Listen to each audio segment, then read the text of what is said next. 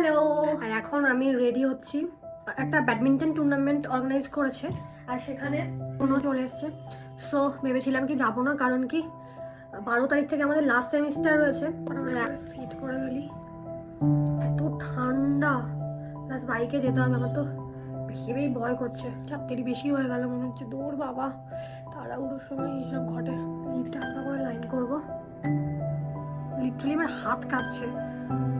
Face wash করেছি, এত ঠান্ডা জল।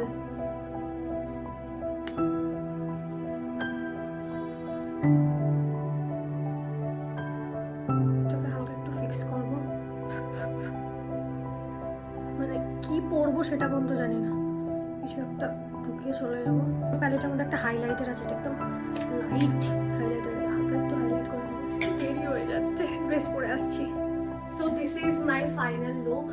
I am wearing a white pant and इसके अंदर मैंने black top डाला था and उसके ऊपर red puffer, क्योंकि यहाँ पे मेरे पास ज़्यादा ऑप्शन तो नहीं है, तो इसको ऐसे ही स्टाइल कर दिया and I'm fully ready.